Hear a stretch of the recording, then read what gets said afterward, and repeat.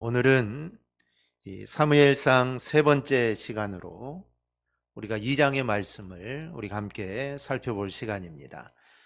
우리가 사무엘상 1장의 이야기를 우리가 한마디로 표현한다면 이 마가복음 11장 24절 말씀으로 우리가 대변할 수 있습니다. 그러므로 내가 너희에게 말하노니 무엇이든지 기도하고 구하는 것은 받은 줄로 믿으라. 그리하면 너희에게 그대로 되리라. 이 말씀처럼 한나는 자신의 이 사정을 하나님께 아뢰입니다. 이런 한나의 기도가 1장 11절에 나옵니다. 소원하여 이르되 만군의 여호와여, 만일 주의 여종의 고통을 볼보시고 나를 기어가사 주의 여종을 잊지 아니하시고 주의 여종에게 아들을 주시면 내가 그의 평생의 그를 여호와께 드리고 삭도를 그의 머리에 대지 아니하겠나이다. 한나는 이렇게 기도를 하고 엘리 선지자를 통해 응답을 받습니다. 그런데 우리가 살펴보았듯이 그때 엘리 선지자는 영적으로 민감한 상태가 아니었습니다.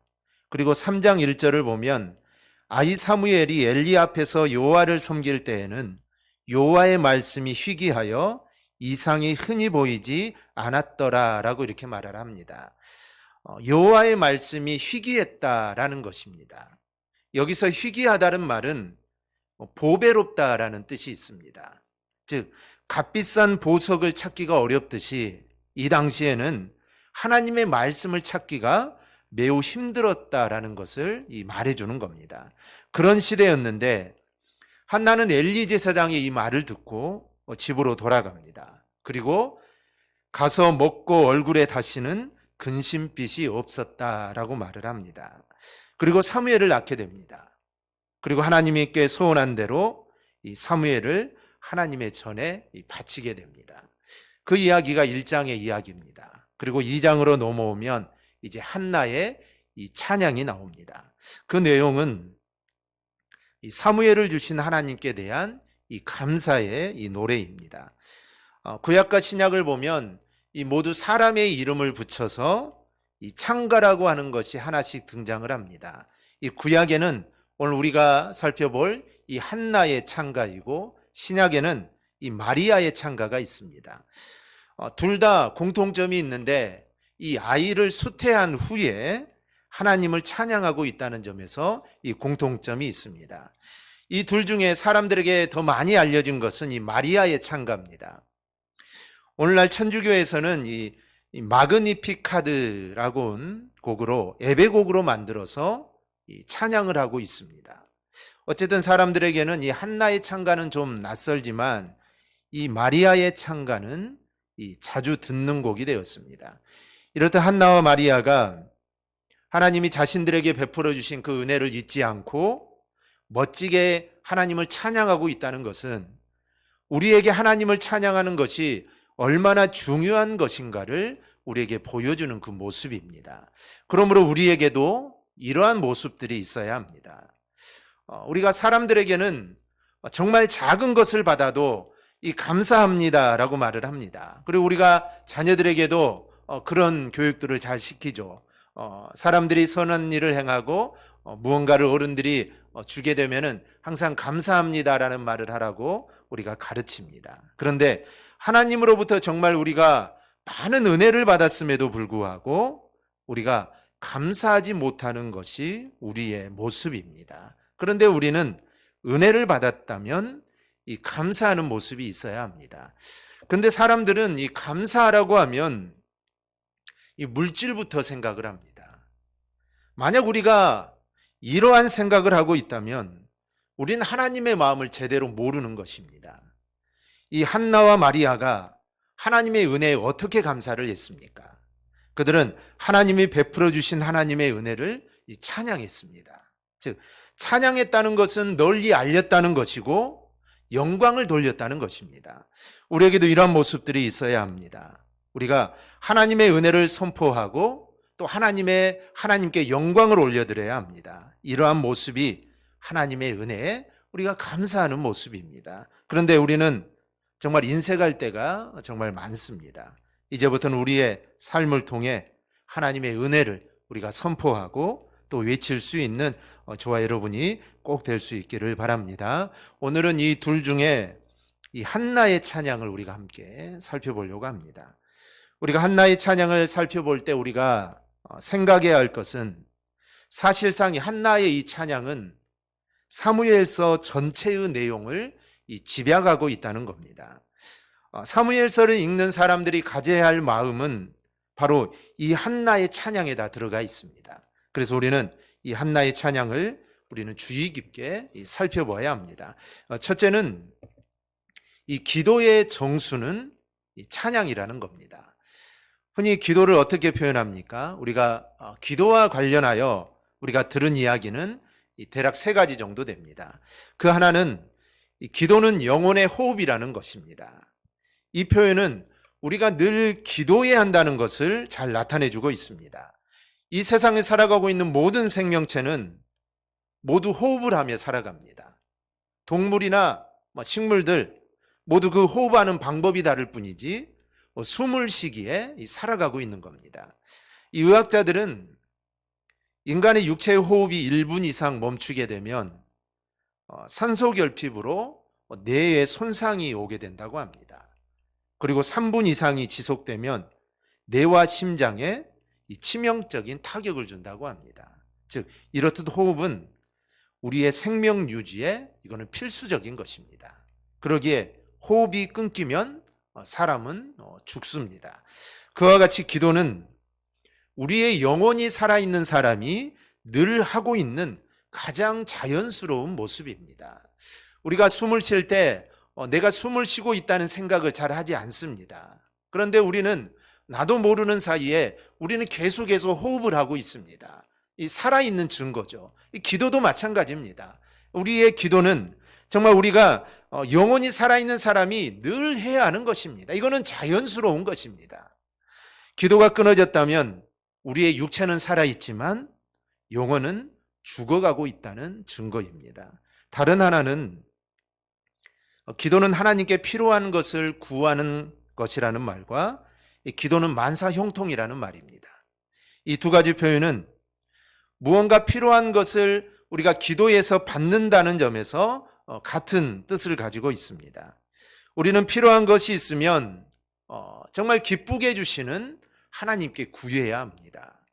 이건 성도의 특권입니다. 즉 우리 성도만이 누릴 수 있는 특권 중에 하나가 바로 이것입니다. 그리고 아무리 어려운 일을 만나더라도 기도하면서 나가는 자들은 하나님의 인도하심을 받기 때문에 그들의 삶은 이 만사형통의 삶이 바로 되는 겁니다.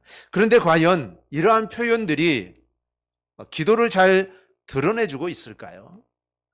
이런 표현만 강조한 결과 한국교회는 기복적이다라는 평가를 받게 된 겁니다. 분명 기도는 내가 필요한 것을 하나님께 간구해서 받는 겁니다. 그런데 이것이 기도의 본질이 아닙니다. 기도의 본질은 여기에 있지 않습니다. 그래서 우리는 이 기도의 본질에 대해서 우리는 다시 좀 생각을 해야 합니다. 그렇다면 이제까지 우리가 들어왔던 것, 기도는 영혼의 호흡이다. 또 기도는 하나님께 뭘 구하는 것이다. 그리고 기도는 기도하면 만사형통이다. 이런 말이 아니라 이제부터 우리가 더 자주 해야 할 말들에 우리는 관심을 가져야 합니다. 그것은 바로 기도는 하나님을 찬양하는 것이다 라는 겁니다. 그럼 그렇게 이야기할 근거가 있어야 합니다. 우리가 기도가 우리의 호흡이고 또 기도는 하나님께 구한다는 것이 우리의 기도라고 하는 것은 우리가 필요한 것을 구하면 하나님이 주시기 때문에 우리는 그런 말을 합니다. 마찬가지로 기도는 하나님을 찬양하는 것이라는 근거가 있어야 합니다. 그런데 바로 그 근거가 오늘 한나의 찬양에 나오게 됩니다. 오늘 1절 이 시작 부분을 보면 한나가 기도하여 이르되 라고 시작을 합니다. 한나가 기도를 합니다. 그리고 그 이유는 모두 한나가 기도하는 내용이 기록되어 있습니다. 그런데 그 기도의 내용들이 뭘까요? 그 기도의 내용들이 모두 하나님을 찬양하는 것입니다. 무엇을 달라는 기도가 없습니다. 한나의 기도에는 하나님을 찬양하는 겁니다. 이 본문을 구약을 대표하는 찬가라고 했습니다. 이 찬가라는 것은 하나님을 찬양하는 노래라는 뜻입니다. 따라서 한나의 찬가는 바로 한나의 이 기도였습니다. 한나는 기도를 통하여 하나님을 찬양하고 있습니다. 그래서 기도의 본질은 이 찬양이다라고 할 수가 있습니다. 물론 기도에는 여러 요소가 있습니다. 기도에 찬양만 있는 것이 아니라 여러 가지 요소가 있죠. 이 간구도 하나의 요소입니다. 우리는 사무엘상 1장을 통해 이 한나의 기도에 대해 우리가 살펴보았습니다. 한나가 드린 기도는 정말 불임으로 인해서 분인나에게 천대를 받고 정말 마음이 너무 괴로워서 통곡과 신음으로 기도를 했습니다.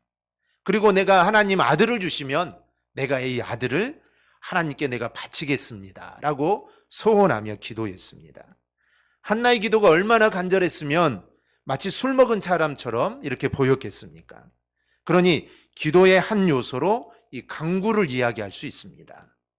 우리도 이렇게 기도할 때가 종종 있습니다. 그리고 우리는 당연히 이렇게 기도해야 합니다.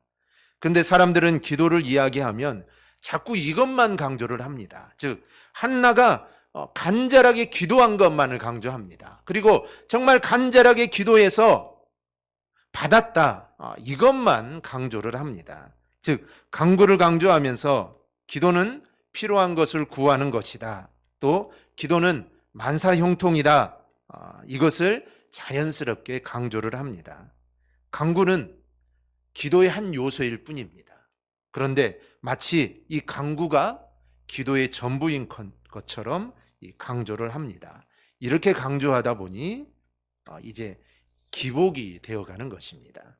그리고 분명히 이 찬양도 기도의 한 요소입니다. 근데 한국 교회는 이 간구를 강조하다 보니까 기도할 때 이 찬양의 요소는 그냥 지나가는 말로 살짝 이야기하거나 아예 빠지는 경우가 많습니다. 그런데 기도는 결국 하나님의 영광을 드러내는 게 이 목적이 되어야 합니다. 즉 우리의 모든 삶은 하나님의 영광이죠. 그렇다면 당연히 우리의 기도도 결론적으로는 하나님의 영광을 드러내야 합니다. 그렇다면 이 기도의 본질은 이 찬양입니다. 왜냐하면 찬양은 하나님께 영광을 올려드리는 것이기 때문입니다.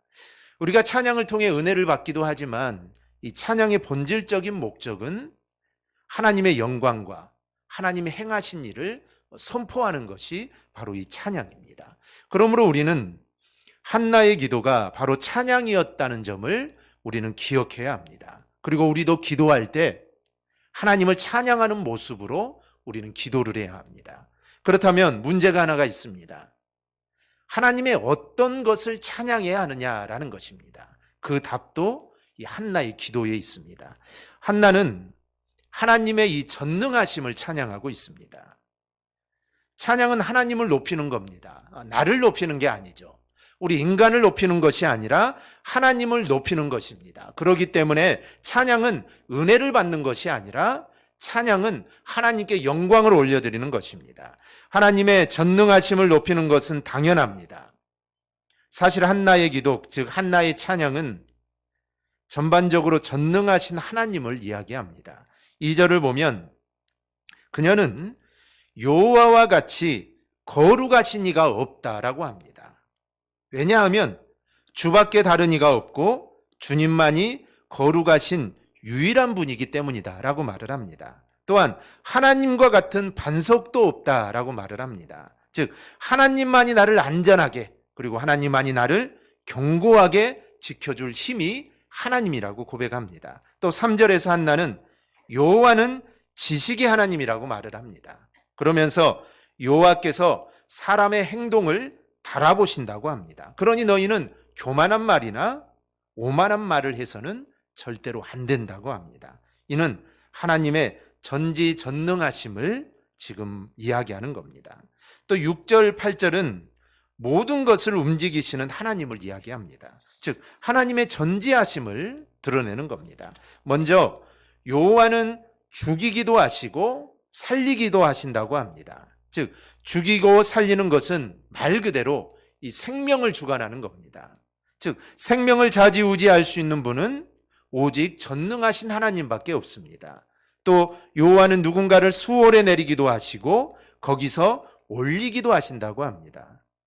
어떤 존재를 수월, 즉 지옥에 집어넣었다가 꺼냈다가 이 마음대로 할 수 있는 분은 전능하신 하나님밖에 없습니다. 즉 심판이 하나님 손에 있다는 겁니다. 또 요한은 가난하게도 하시고 부하게도 하신다라고 하십니다. 우리는 이 가난함과 부함이 사람의 손에 달려 있다고 생각을 합니다.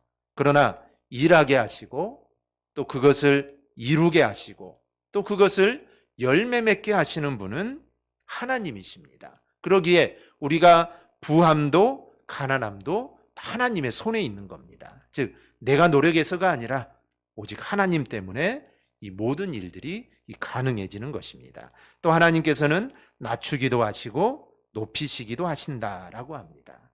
즉 인간의 높아짐과 낮아짐도 모두 하나님의 손 안에 있습니다. 이 모든 것은 인생에게 일어나는 여러 가지 일들을 말합니다. 그런데 이 모든 것들 앞에 보면은 항상 여호와라고 말을 합니다. 즉 여호와는 죽이게도 하시고 여호와는 누군가를 수월에 내리기도 하시고 여호와는 가난하게도 하시고 낮추기도 하시고 즉 이 모든 말의 주어는 하나님이십니다. 즉 모든 것이 전부 하나님의 손에 달려 있다는 것입니다. 그러니 이것은 결국 전능하신 하나님을 이야기하는 것입니다. 이제 절정을 이루는 표현이 하나 나옵니다. 8절 중간부터 보면 땅의 기둥들은 여호와의 것이라. 여호와께서 세계를 그것들 위에 세우셨도다. 그가 그의 거룩한 자들의 발을 지키실 것이요 악인들을 흑암 중에서 잠잠하게 하시리니 힘으로는 이길 사람이 없음이로다.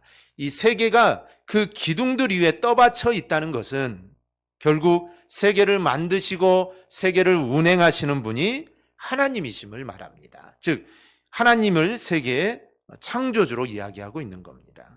즉 하나님보다 더 큰 이가 이 세상에 없다는 겁니다. 이 세상이 하나님으로 말미암아 지어지고 운행되어진다면 이 세상에서는 그보다 더 큰 이는 없다는 겁니다. 그래서 세상에서 힘으로 하나님을 이길 자가 없다라고 하나님을 찬양하고 있습니다.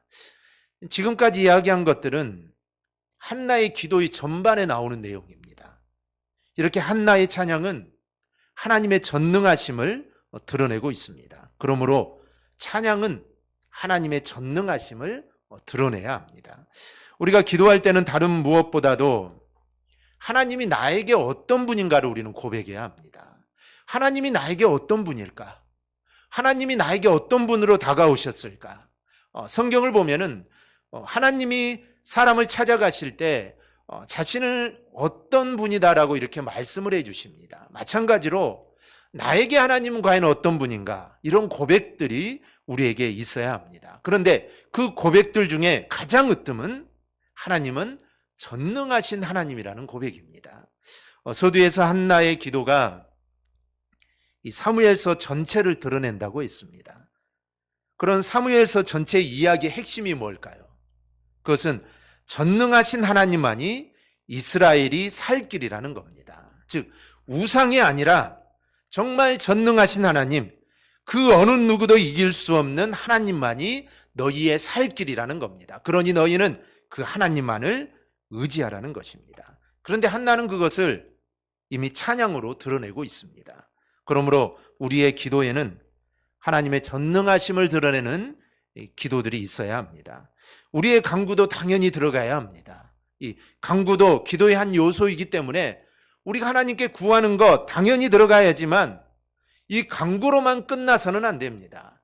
정말 열심히 하나님께 내가 필요한 것들만 구하다가 기도가 끝나서는 안 됩니다. 그 기도에는 바로 하나님, 즉 전능하신 하나님을 찬양하고 높이는 내용들이 들어가 있어야 합니다. 그래야만 그 기도가 온전한 기도가 되는 것이고 우리는 그런 기도를 하나님께 드려야 합니다. 또 하나 한나는 구원하시는 하나님을 찬양하고 있습니다. 그렇다면 이 전능하신 하나님은 나와 어떤 관계에 있을까요? 만약 전능하신 하나님이 나와 아무런 관계가 없다면 그 전능하심이 나에게 화가 될까요? 아니면 나에게 복이 될까요? 여기에서 우리는 나는 죄인이라는 점을 우리는 절대로 잊어서는 안 됩니다. 죄인에게 전능하신 하나님은 무서운 존재일 수밖에 없습니다. 내가 죄를 지으면 경찰이 무섭죠. 내가 죄를 지으지 않으면 경찰이 있어도 별로 두렵지 않습니다. 그런데 도둑이 재발 저린다고 내가 잘못을 하거나 그러면은 경찰이 보이기만 해도 숨습니다. 마찬가지입니다. 죄인은 하나님 앞에 설 수가 없습니다. 왜냐하면 죄인과 하나님이 만나면 하나님은 그들을 심판할 수밖에 없기 때문입니다. 하나님은 전능하신 하나님이요, 죄를 두고 볼 수 없기 때문에 하나님은 그들을 심판할 수밖에 없습니다. 그래서 우리가 출애굽기서를 통해서 우리가 새벽에 봤던 것은 하나님이 내가 너희와 함께하지 않겠다고 했습니다. 하나님이 함께하지 않으니 얼마나 슬픕니까? 그런데 하나님이 함께하지 않는 이유는 너희가 죄인인데 내가 너희와 함께하면 나는 너희를 벌할 수밖에 없기 때문입니다. 그래서 하나님은 너희를 사랑하기 때문에 내가 너희와 함께하지 않겠다라고 하나님이 이 말씀하시는 것입니다. 그래서 죄인인 우리가 하나님 앞에 있으면 하나님의 진노를 우리는 피할 수 없습니다. 하나님의 진노를 받을 수밖에 없죠. 그런데 전능하신 하나님이 만약에 내게 복을 주신 분일 때 그분의 전능하심이 나에게 유익이 됩니다.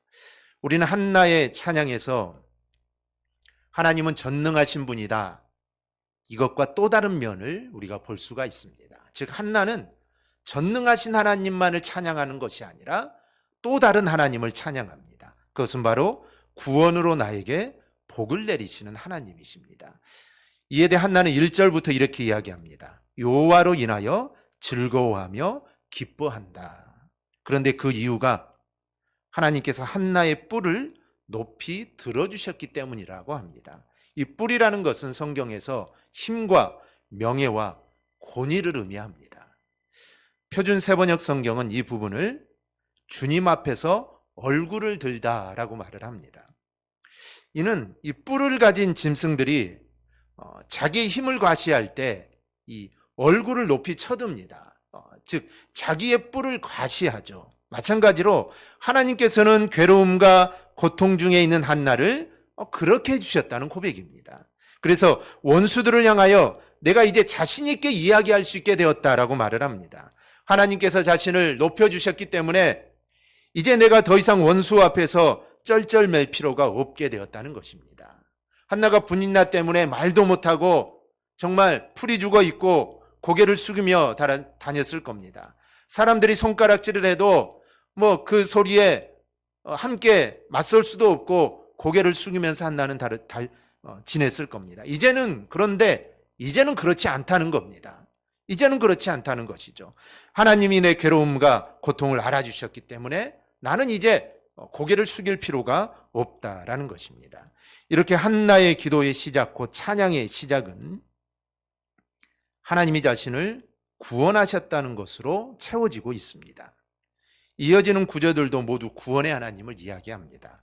요한은 죽이기도 하시고 살리기도 하시는 자, 또 수월에 내리기도 하시고 올리시기도 하는 자, 이렇게 이야기하는데 이것은 정말 수월 같은 처지에 있는 자신을 거기로부터 올리시는 하나님을 이야기합니다. 즉 자신을 구원하신 하나님을 이야기하죠. 또 가난하게 하시기도 하고 부하게도 하시고 낮추기도 하시고 높이시기도 하는 자, 모두 동일합니다.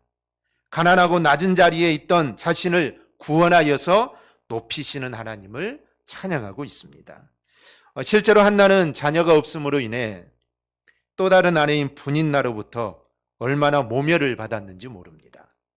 수월과 같은 처지이고 가난하고 누추한 곳에 떨어진 모습이었습니다. 그런데 이제 사무엘을 잉태하게 하심으로 한나는 천국으로 올라가는 자, 부하게 되는 자, 뿔이 높아지는 자가 되었습니다. 이 모든 것은 구원의 하나님으로 말미암은 결과입니다. 그래서 한나는 그 하나님을 찬양하고 있습니다. 이처럼 앞서 살핀 전능하신 하나님에 대한 구절이 대부분 구원의 하나님에 대한 구절입니다. 이것은 무엇을 의미합니까? 하나님은 전능하신 분이시며 동시에 나를 구원하시는 분이라는 겁니다. 이건 당연한 겁니다. 하나님은 전능하신 분이기에 나를 구원할 수 있는 것입니다. 반대로 나를 구원하실 수 있는 분이기에 하나님은 전능하신 분입니다. 세상의 우상은 그렇지 않습니다. 돈이나 물질이나 아니면 눈에 보이는 이 모양들은 그렇지 못합니다. 전능하지도 못하고 나를 구원하지도 못합니다. 한나는 이것을 깨달았기에 그 하나님을 찬양하고 있는 겁니다. 그렇다면 우리는 전능하신 하나님, 구원의 하나님 앞에서 어떻게 해야 합니까? 우리 인간이 착각하고 실수하는 것이 있는데 하나님의 은혜를 받은 후에 교만해지는 겁니다. 즉 하나님을 잊고는 자신의 재주나 능력으로 내가 이 자리에 오른 줄 알고 교만해집니다. 이게 인생에게 아주 지독한 병입니다. 구원받은 이후에도 이런 병에서 헤어나오지 못하는 경우가 종종 있습니다. 그래서 한나의 찬양에는 하나님 앞에서 인생이 어떤 자세를 가져야 하는가를 우리에게 말씀해 줍니다. 3절을 통해 교만한 말이나 오만한 말을 내지 않아야 합니다. 자칫 교만함으로 나가다가 행동을 달아보시는 하나님 앞에 그 무게의 값을 치르게 되기 때문입니다. 왜냐하면 4절 말씀과 같이 자신의 활이 강한 줄 알고 나갔다가 꺾일 것이기 때문입니다. 풍족한 줄 알았는데 먹을 양식을 위하여 구차하게 품을 팔아야 할 것이기 때문입니다. 하나님을 잊고 교만해진 자들이 당할 모습입니다. 그 이후로 이야기하는 것들 전부 마찬가지입니다. 앞서 살핀 구절들은 전능하신 하나님, 구원의 하나님만이 아니라 우리가 반대로 해석을 해볼 때 교만해진 인생에게 닥칠 화를 표현하고 있는 것입니다. 교만해지면은 전능하신 하나님, 구원하신 하나님이 구원해 주는 게 아니라 이러한 일들이 교만한 자에게 화로 닥친다는 것입니다.